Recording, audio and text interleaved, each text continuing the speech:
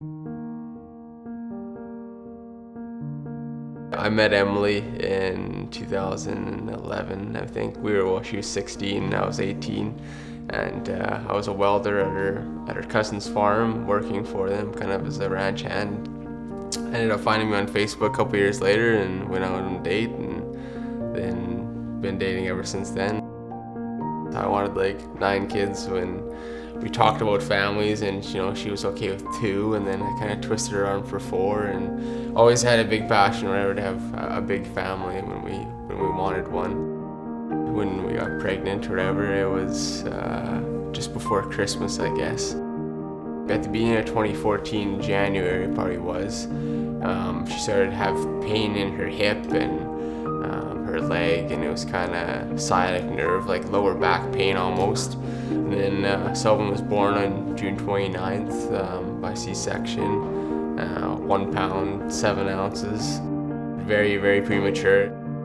We were in and out of the hospital, and with Emily's pain on her leg, she couldn't drive, so I got home from work, and we'd throw a meal in for supper, and we'd eat on the way to the Royal Alex, and get there at 6, 7 o'clock, and then be there till almost 11, because then she would try to pump when he was there, and they could have their tummy time. And it was most moms that were there during the day, but as I say, Emily, she couldn't drive because of the pain that she was in.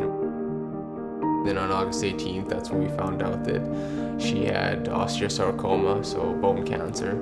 And it was kind of, like I say, everything was escalating up to that point. It kind of got worse and worse in her pain, and she was very, very weak at that point.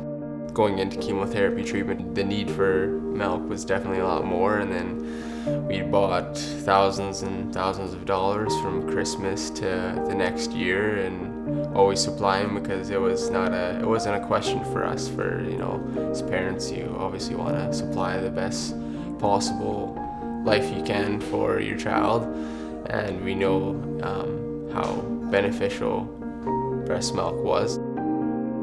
Fast forward of Emily fighting cancer and everything, so it was over the 9 months, and she passed away on April 22nd, and that kind of flipped our world around. It happened very fast, and obviously didn't think that she was going to go at that point, but at that time we were still buying, and then called Janet at the milk bank, and it was kind of my income and me being the only one for Sullivan kind of changed things.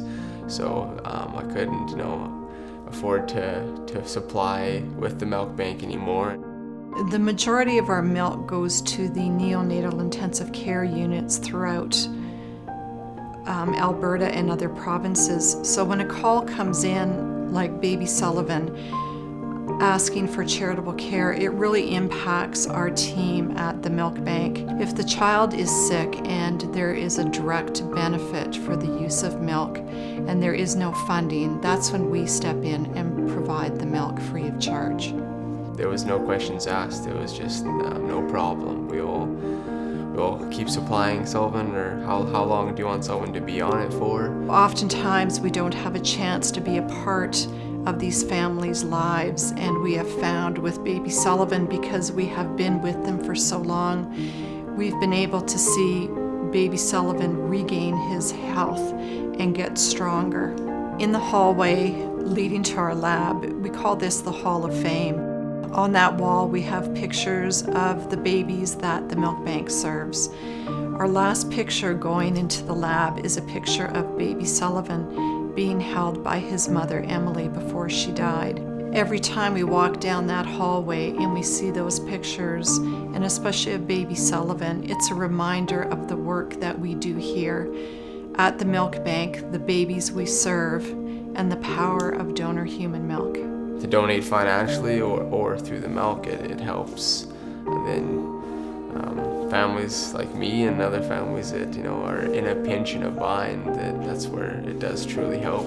That it seems so minuscule with such a wide huge benefit from it.